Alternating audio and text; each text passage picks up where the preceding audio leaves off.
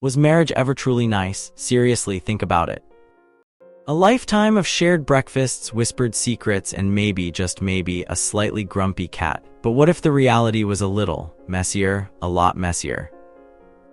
Let's dive into the surprisingly brutal, utterly fascinating world of medieval marriage, a place where love stories collided with legal battles, simmering jealousies, and the occasional, very public brawl. Picture this, a young couple, maybe in their 20s, clutching a few acres of land or a simple trade, stepping into adulthood. They'd probably had a few flirtations, maybe even a little sneaking around. Let's be honest, adolescence is a wild time. Suddenly, they're facing the monumental decision to tie the knot, and it wasn't always a romantic fairy tale. Let's start with the basics. If a couple wanted to marry without the official blessing of the church, and this was surprisingly common, they'd simply exchange vows, sign a document, and, well, hold hands. Witnesses would attest to the ceremony, recording the details. Alexander asked Isabel to be his wife. She said yes, and then they clasped hands. He gifted her a kerchief and a small chest, a modest start but a symbol of his intentions. Meanwhile, other couples were meticulously planning their ceremonies with the church, involving hefty family finances and a formal betrothal. This was followed by the band's 3 weeks of public announcements in the local church, giving anyone a chance to object. But let's talk about the real differences. A church wedding was a serious affair, a financial undertaking for the families involved. A simple hand-holding ceremony, however, was a more casual affair, a declaration of intent. Yet both paths led to the same destination, a marriage contract. Now let's get to the vows. They're interesting. Let's hear the woman's pledge first. I take the end to my wedded housebond, to ha and to hold, fro this day forward, for better for worse, for richer for poorer, in sickness and in heal, to be boner and boxum, in bed and a teb board, till death us departh, if holy chiach at wol orden, and thereto I plight the my troth. And the man's, I take the end to my wedded wife, to ha and to hold, fro this day forward, for better for worse, for richer for poorer, in sickness and in heal, till death us depart, if holy chiach at wol orden, and thereto I plight the my troth. Notice anything? The woman's vows are extremely specific. She's promising to be boner and boxum, to be good and pleasing in bed and at the table. She's essentially outlining her duties as a wife, detailing her responsibilities in the bedroom.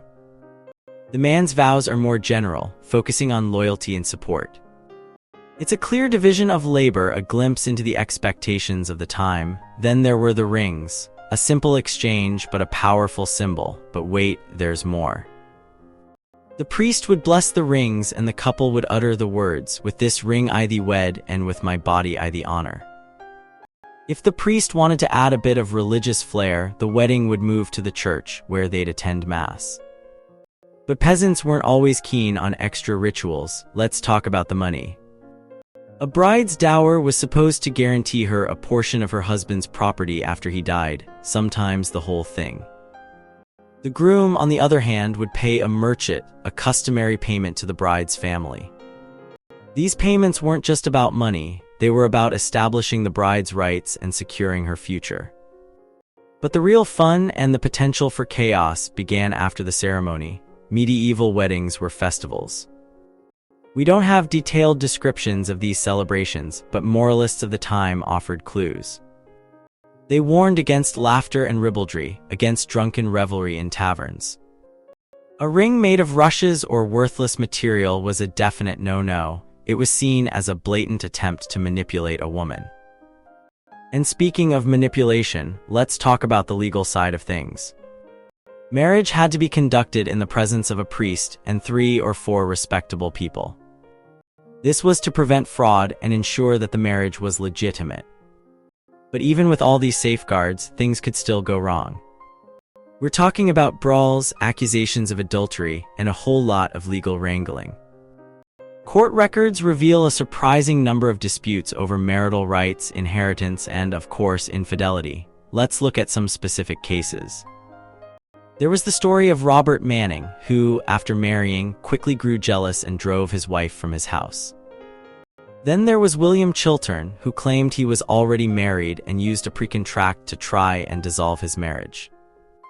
The court, after some investigation, reversed its decision and declared the marriage valid. It was a messy, complicated process.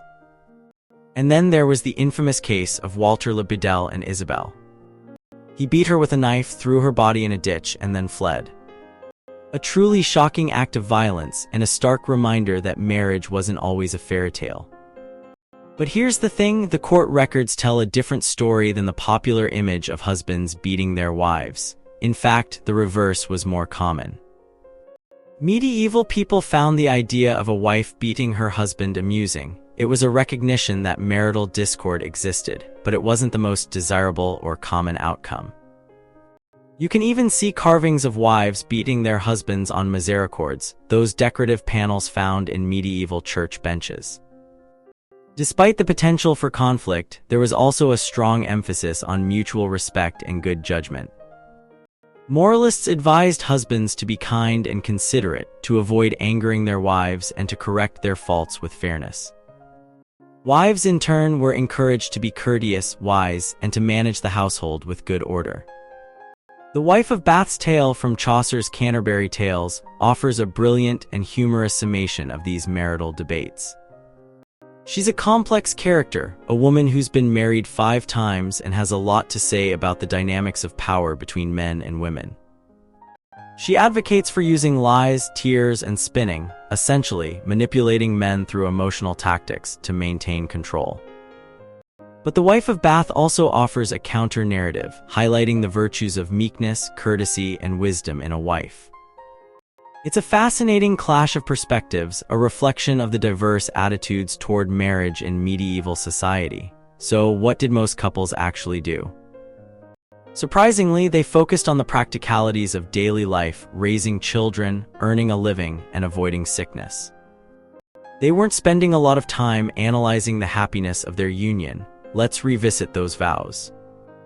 To have and to hold, for better, for worse, for richer, for poorer, in sickness and in heal, till death us depart, if holy chiech it wol orden. It's a commitment to stick it out through thick and thin, sickness and health, until death does them part. But what if better for worse meant a lot of arguments and hardship? The evidence suggests that marriage wasn't always a blissful partnership. Court records reveal a surprising number of disputes over inheritance, infidelity, and property rights. But even in the midst of conflict, there was a strong emphasis on family unity and cooperation. Husbands and wives worked together to manage the household and the farm, and they often supported each other through difficult times. Interestingly, the court records reveal that disputes between spouses were less common than disputes between brothers. It seems that familial bonds were stronger than marital ones. And what about the church's role? The church regulated divorce, but only on a very narrow set of grounds. Bigamy and precontract, marrying someone while already married or entering into a prenuptial agreement, were common causes for dispute. Ultimately, marriage in the Middle Ages was a complex and multifaceted institution. It was a legal contract, a social obligation, and a deeply personal relationship. It was a time of great joy and great sorrow, of love and of conflict. But let's go back to the beginning. Was marriage ever truly nice? Perhaps not. But it was a fundamental part of medieval life, a cornerstone of society, and a testament to the enduring human desire for connection and companionship. And now you might be wondering, is this story over?